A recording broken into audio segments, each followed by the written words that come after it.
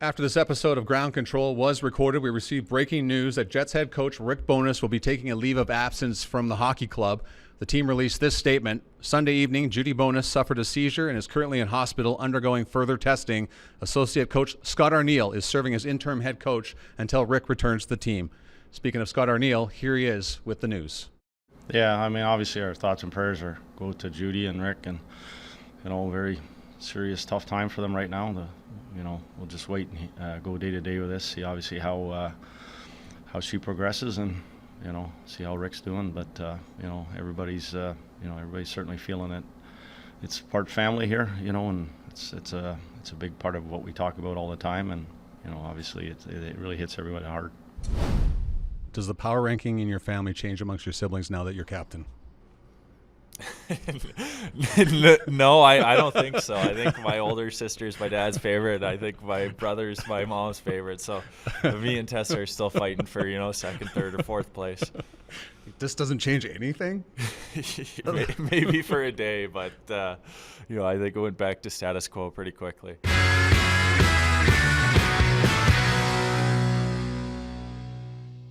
That was Jets captain Adam Lowry, who will be our guest on Ground Control episode 167. Also, Jets prospect and current Michigan Wolverine Rutger McGroarty will join us later in the program. I'm Jamie Thomas, episode 167. As I introduced already, Jets schedule, not that busy. Tuesday, they'll host the St. Louis Blues. They'll have road games in Detroit and Montreal, respectively, on Thursday and Saturday. Let's go back to the weekend. A huge win in Edmonton for so many reasons, and in particular, keeping the goals against under 4. They hadn't done that the previous 4 games. Here's Rick Bowness before Saturday's game against the Oilers. Well, you know what? We spoke with the team again this morning. We feel we're playing better than our record. We do. We've had some really good games. We're finding ways to lose and lose points like we did in Calgary and we did our last game. It's a 3-3 game. We battle back to tie it up, and then we take a penalty and we don't kill the penalty. And then we lose a point there. So the overall team game is better than the 1-3, and it's better than the goals against average. We're 32nd in the league. That I've never been part of. A team, I know it's a small window, last in the league in goals against. The only way to go up is up, but we still can tighten things up. There's no question. But I don't think, and the players don't feel that we're playing as bad as our record indicates. Jets win that game 3-2. They're now 2-3 on the season. Now, they surrendered 40 shots in total in the hockey game, 19 of them coming in the first period, but they battled back for being down 2-0 and went on to win 3-2, as I mentioned. Here's Rick Bowness after the game against the Oilers. Yeah, that first 10 minutes was a little ugly. But what I like about, we lost that first 10 minutes badly, but we recovered, and we started to skate. I thought we were way too much on our heels, giving them way too much respect early. But then when we started to skate, we started to turn things around a little bit. That power play goal by Mo was huge for us, gave us a big boost, and that carried us into the second period. So I was very happy with the second period. That was a great effort by Alex, and I'm glad to get that shorty. But yeah, we've played better than our record, and the last 50 minutes plus overtime showed that that's the type of team we want to be.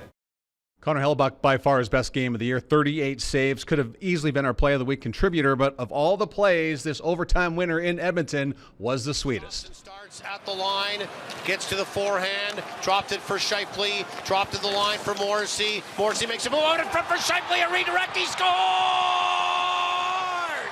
Jets win!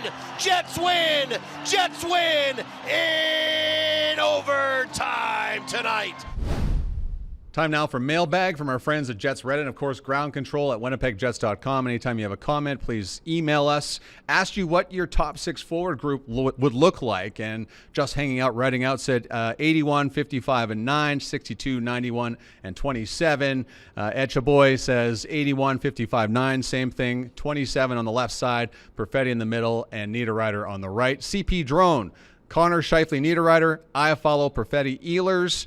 And Cordy Bra finishing things off with Connor, Shifley, Rasmus Kupari, Ehlers, Nemestikov, Perfetti. He says that makes the most sense to him as a top 6 right now. Perfetti and Kupari could be swapped, but I like keeping Niederreiter on the third line and Appleton on that third line as well. I'll be back with Jets captain Adam Lowry after this. We were hemmed in our zone for like a minute, and we're probably playing against like Crosby or Ovechkin, right? Like, so we're hemmed in our in our zone for like a minute, and the crowd just starts going. It was like a wave, like GST just like started in one section, then just kind of carried over through the rest of the stadium, and then it was probably Thorby because he was the best at it. He chipped one off the glass and out of the zone, and the crowd just went nuts like we scored a goal. Pressure now from the GST line.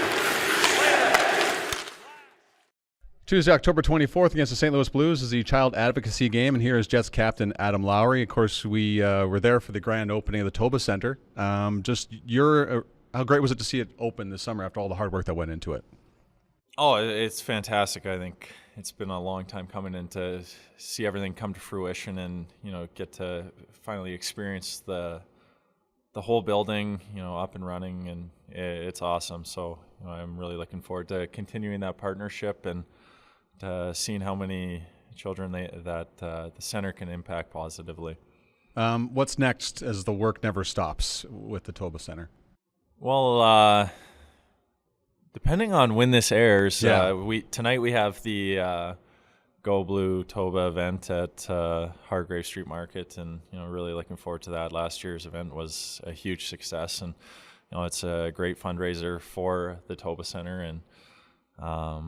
and today after practice, we were able to host some of the kids that have gone through the center and have felt the positive impacts, and that was awesome just to see the smile on their faces and the guys interacting with them. So there's a lot going on, and they're continuing to do incredible work, and unfortunately the work doesn't stop, but that's why it's so important that a center like this exists. You'll be taking a ceremonial face-off as the captain of the Winnipeg Jets, and one of the helping hounds is what they're called. The TOBA Centre will be taking part of that. There's a lot of work that goes into this. Don't you have to do recital and everything, and with the face-off? Yeah. So you know what, I won't be there for the rehearsal. Yeah. But I remember last year going into it, and what a huge success it was when I believe it was Duke dropped the puck, and it was such a huge hit, and it was blowing up on Instagram, and I think all the extra exposure is huge for the center, and getting eyes and ears and people talking about it, and it's going to be interesting to see how they can top that ceremonial puck drop against the Blues, and so I'm looking forward to it. It'll be my first run live, so hopefully nothing catches me off guard, but anytime if they include the animals again, it's always exciting, and if anything goes wrong, it makes for good television. I didn't realize you were an artist, but you've created and designed bandanas and collars for the event. Talk a little bit about that. Yeah, so the bandana's not here. The bandana's not here yet, Yeah. but along with Chris Watchhorn, who does terrific work in the community, and here's the collar, and Ignore your photo to the side of it. yeah, ignore my photo to the side of it, but it's a beautiful collar. It's made of high quality material. It'll look good on any dogs. There's two different sizes, so one for small dogs and one for larger dogs. But along with Chris Watchhorn, we designed it, and to raise some funds to go towards the TOBA Centre, and my dog will be rocking one of those, and I hope to see a lot of other dogs in the Winnipeg community wearing them as well. So it's supporting a great cause, and if you want your dog to look stylish, I'd suggest getting your hands on one. Do you pressure your teammates to buy those collars now? Our teammates are so generous, and Yeah, they're so good of that course. I feel like you don't even have to pressure them. You kind of let them know about a cause, and I think if I'm a good guy, I'll just provide everyone with a dog on our team, and happily do that. Quick questions for you now. Do you now introduce yourself as Adam Lowry, captain of the Jets? I do not.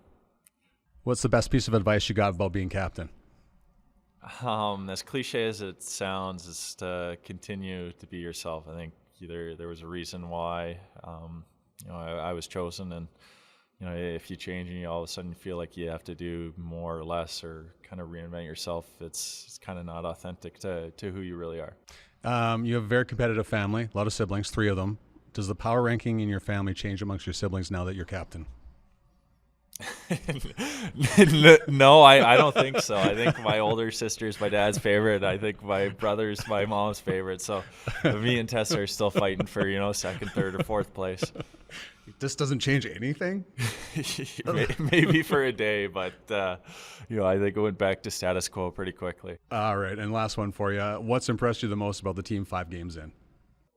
I think just the overall game. Obviously, the penalty kill has struggled to start, and that's going to be a work in progress. And I think we're confident we can get that back to where we're happy with it.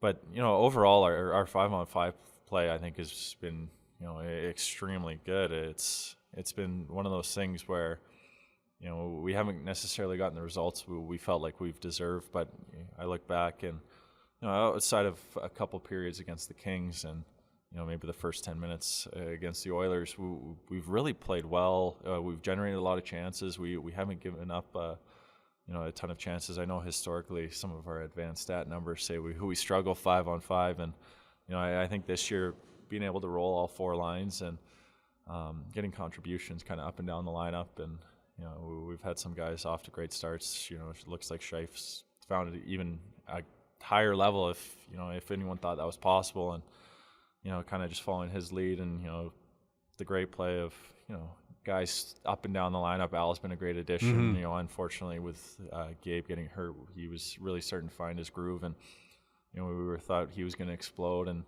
Raz has come in and done a great job on that 4th line. So I think that depth is really beneficial to us, and so I'd say I think the start, we don't love our record, we don't love where we're at, but kind of the framework for us to be successful this season's in place. Thanks for your time. Thanks, Jamie. And don't forget, guys, support the TOBA Centre and support my creative endeavors, and purchase a collar and bandana. Morrissey walking right in, slap shot.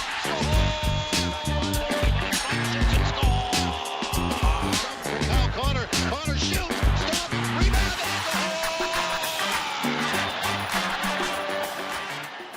He has more points than anybody in the NCAA right now. He is Jets prospect and Michigan forward Rutger McGroarty. Rutger, how are you today? Doing well. Thanks for having me. On a scale of 1 to 10, 10 being always, 1 being never, how often do people get your name right on the first try? I would say a 5. I feel like it's 50-50. I feel like if you're in the hockey world, then people get it right away. But like people that aren't in the hockey world definitely struggle with it. What's the common pronunciation of your name when they get it wrong? I get a lot. I get Roger, Rugger, Ruger. I've once done Walker, which I don't know how that's even relatively close, but I guess someone thought it was Walker. If you go to Starbucks and you say your name, do they spell it right then? No, because I learned over the years that I don't give my actual name. Any restaurant, anything I go to, I use Jack, because Jack I feel like is just a very common. You really can't mess that name up. So I'm a Jack whenever I go on.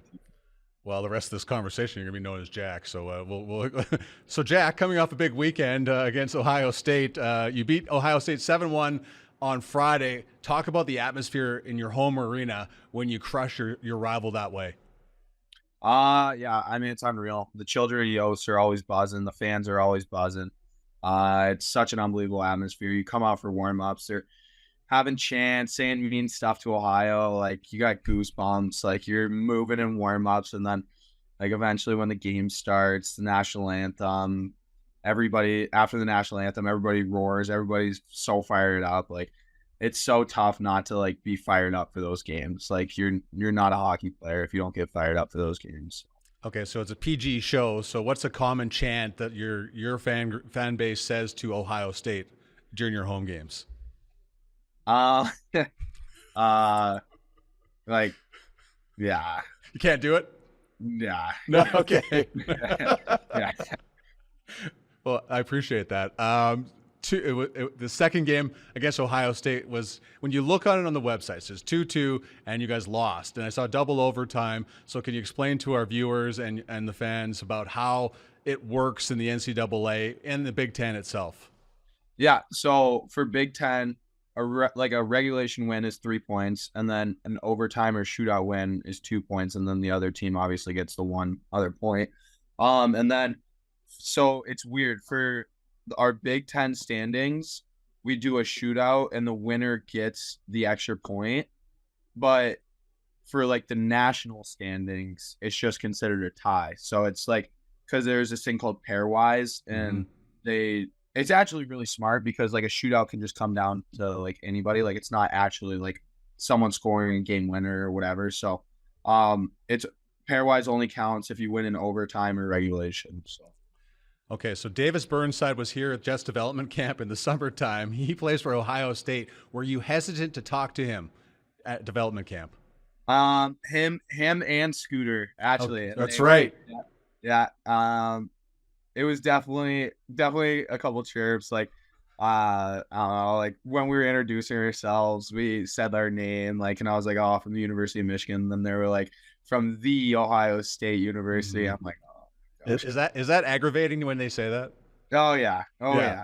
It, like, honestly, like, it's so funny because like you just get so like, you just nitpick little things that like Ohio State does, or even like Michigan State people. Like you just don't like them. Right. But like obviously like Davis and Scooter were great guys at camp, and it's funny once like you actually like hang out with them in a hotel or like in the locker room. Like they're just normal playing guys. They're super fun to hang out with. So but definitely on the ice it gets competitive for sure. Did you acknowledge either one of them this past weekend? No, I got to be honest. No, I just gave my head nod and went our separate ways. So because of the NCAA rules and because of the way your season works, you weren't unable to come to the Young Stars Classic in Penticton. Colby Barlow, your former prospect or fellow prospect, said you had major FOMO when they were on their way to Penticton for the rookie tournament. Is this true? Very true. They gave me a FaceTime. They were out to dinner, and they gave me a FaceTime, and I was just like laying down in bed when I answered, and I immediately like shot up, and I'm like, oh boy. And was that the restaurant on the lake? Was that the restaurant when they were at the lake, just right across from the lake and everything?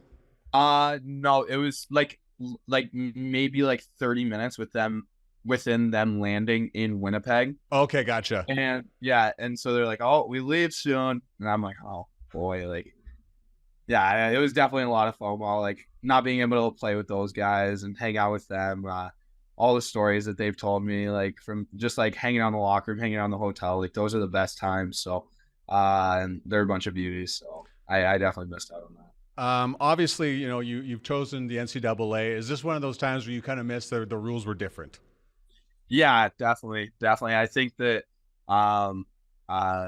yeah, there's no other way around it. Like I definitely wish that some of the rules were different and I was able to join them there, or, just hang out with them, get to know Winnipeg a little bit better, get to know the system better. Just, honestly, just you grow from like learning in those spots and, learning like the coaching staff, learning management better, just to know, like starting to learn more about everybody else. And, so like, I feel like that's an opportunity missed out for me and my teammates and everybody throughout the NCAA. So, well, going back to development camp, you guys had a natural, you clicked very well with the fans here at the Hockey for All Center. And was that something you guys talked about before the development camp started, or did that just happen organically when you started walking through to the other rink?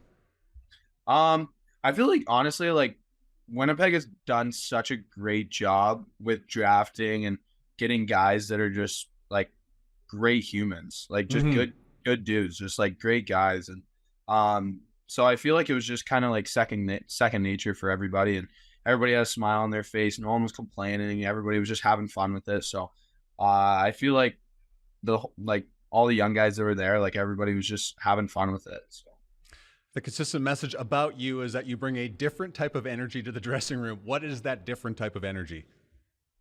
I would say the main thing for me that I take pride in is like just like natural energy, like not like fake, like just come in every single day. If it's a Monday after we got swept on the weekend, or a Monday when we swept them on the weekend, like no matter what, like I'm always coming in, I'm always buzzing, always having fun with it, always laughing, always smiling. Like, I feel like it's just like a natural thing for me, and I don't have to fake it. Like I'm always excited. I'm always just having fun.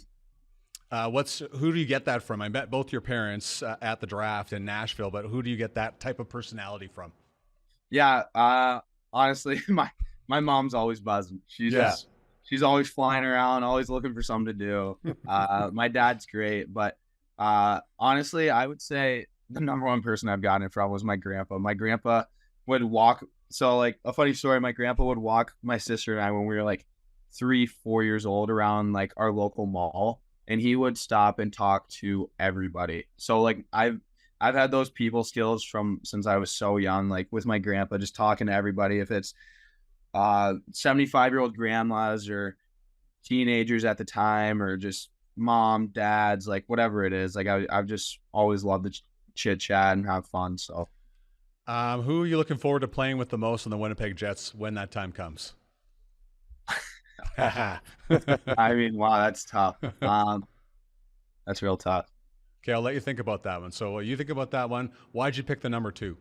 I picked the number 2 because once I was in Lincoln, my dad was coaching, and there was a player on the team named Mike Delahuzin, and he was the fighter, and I was super young, so like I always loved the fighter, and he was super nice with me, playing hide and seek, playing mini sticks, all this stuff, which he didn't have to do, and it was second nature for him, and he was just a really good guy. So I always appreciated him, and so that's why I wear number 2. What did you do with your Jets jersey from the draft? It is in my parents' bedroom. I feel like I gave it to them, and I mean, just kind of as something, just saying thank you for all you've done. And yeah, I wouldn't be here without you guys. Has Andrew Kopp delivered you his old Jets gear yet? No, not yet. Not yet. Do you think it will happen? I do not know. I see him. I work out at the same gym as him in the summer, so maybe eventually. I do not know. I guess it's not the best thing to come up with and go up. I remember that bag of Jets gear you said that you're going to give me. Is this the right time to get it or no? Yeah, that'd be funny. That'd be real funny. What did he say about playing here? Honestly, I haven't really dove in that deep with him. But I feel like he loved his time there. He loved the guys there. He had a blast. He said one thing that he really said was like the fan base is unbelievable. Like once it's a packed barn, and like they get rowdy and they really care about their team, and I mean, for me, like that's all you want to hear. Like that's awesome. Having a great fan base. It's super loyal, super awesome, and has fun watching games. Okay, so the Jets are in Detroit on Thursday. You guys are tied up on Friday and Saturday. Is there a valid excuse you could tell the coaching staff for you to come to the game on Thursday at Little Caesars Arena? Yeah.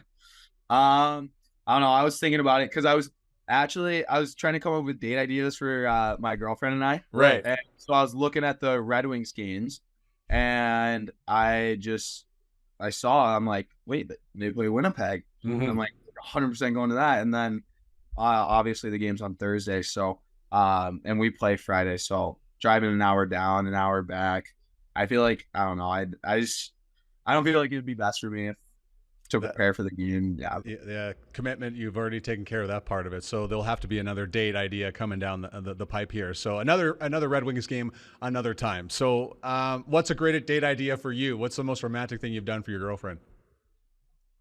Wow, yeah, that's a really good question. Yeah. I would say the number one thing that I have done. Yeah. Was it your idea? Yes, it was my idea. Okay. We booked a vacation to Hawaii for next summer. Oh, dude. Okay, you win already. So that's boyfriend of the year status right there. And we're carving pumpkins tonight. So. Okay. So I'm interrupting pumpkin carving time. What are you carving? What's gonna be your pumpkin face? I don't know. I gotta clarify the rules with her. Mm-hmm. If like we're gonna do like put like a piece of paper that like you can cut, like dot the holes in, or if we're just going all natural. I don't know, but I take my pumpkin carving very seriously, and I live with 4 other guys, so they're gonna have to vote, Yes. and I am not giving it to her easy. I'm gonna go to work, so I haven't put too much thought of Yeah. what I'm gonna do, but I know it's gonna be good. So Is it freehand, or are you going to get like a sketch or drawing and to put on top of it before you do it? I gotta be honest, I'll probably do a little drawing. Mhm. I take that stuff very seriously. Is it is it competition then? Yeah, it's definitely a competition. It is 100% competition. Haven't came up with a punishment yet for the loser, but we'll figure that out eventually. So what has the previous punishments been over the years in this type of situation? What's a great punishment for losing a competition such as this? Wearing the pumpkin afterwards? That would be really funny. Right? Something that we've thought about doing for like fantasy football. Okay, yes. Tell me this. There's this little like stand-up comedy place in Ann Arbor, and the loser has to do a 30-minute comedy skit. 30 minutes. 30 minutes. So like you got to prepare, you got to write down everything. Like after the season's over during spring term, like Yeah. we have spring term for like 6 to 8 weeks, Mm-hmm. and so one of those nights at spring term, you gotta go up there, and yeah, that would not be fun. Is that for finishing last in the regular season standings or losing the toilet bowl? No, finishing last. It's finishing last. You can get lucky in the toilet bowl. Yeah, 100%. Yeah. Okay. There was actually something that happened about that last year. Mhm. This guy, we didn't like clarify the rules, I guess, and so the guy won the toilet bowl, and but like he was dead last by like 3 wins, and it's like, man, like come on. What's the biggest argument you've ever got into with somebody over fantasy football? Over fantasy football? Yeah. It was with Luke Hughes. Yeah. Him and I were dialed in last year on fantasy football. Yeah. And I kid you not, on a random Tuesday, he would call me up and be like, "Hey, like, let's go eat and talk fantasy." I'm like, "Okay, sounds good." So we would go hang out for an hour, get some breakfast, and we would just like battle at this breakfast table, just like, well, I mean, that's an unfair trade. Like, and we would just trade back and forth, talk about the waiver wire, talk about multiple different things. So He's a guy that you would argue over hours over top of fantasy football. Yeah. oh yeah. I actually just did my NHL fantasy draft last. Who's on the team? Anybody from the Jets? You do the Jets? Anybody from the Jets? 2 guys, Okay, who do you got? Shifley Okay. and Morrissey. Yeah, it's pretty good choices. Yeah, that's Yeah. very good. Yeah, that's Very good. My hat's off to you, sir. Yeah. So last one before I let you go, I'm putting you back on the spot. Who are you looking forward to playing with the most when you become a Winnipeg Jet? Can I give like the cliche answer? Yes, 100%. I've put you on the spot, so I'll allow you the cliche. Obviously everybody, like, I feel like hopefully one day when I get that opportunity, like playing with a bunch of veterans that have been there for so long, and some of the younger guys would be awesome. If I have to say one guy, Michigan alumni Kyle Connor. yeah, Michigan alumni is awesome. Like that's definitely up there for sure. But I feel like it would be really cool to play with Brad, just like since like we both got drafted in the first round of the same draft, and we kind of like just like have had like the same timeline, like just same. Right. Obviously, like he's played in Finland, he's played in different spots than me, but like it's been like kind of like the same process, and I've played against him World Juniors, played against him like in different areas, so I feel like that would be really cool. I lied. I got one more question for you. Is Brad a lot more open away from the cameras? Is there a talkative side to him? There definitely is a talkative side to Brad. Brad is honestly like non-biased out. Like Brad is one of the funnier. Like I would put him in my top 5 to 10 funniest guys I've ever. Just like his like one-liners are just so funny, and like he's unreal. I love Brad. Buddy, I appreciate your time. I wish you all the best this season, and sorry for delving into your personal life, but I thought it would be kind of. No worries. I love it. All the best to you. All right. Thanks a ton. Many thanks to Adam Lowry and Rutger McGroarty. Huge show next week, the Halloween edition of Ground Control. Our guests will be Jay Onright of TSN and the new hockey insider at The Athletic, Chris Johnston. We'll see you next week.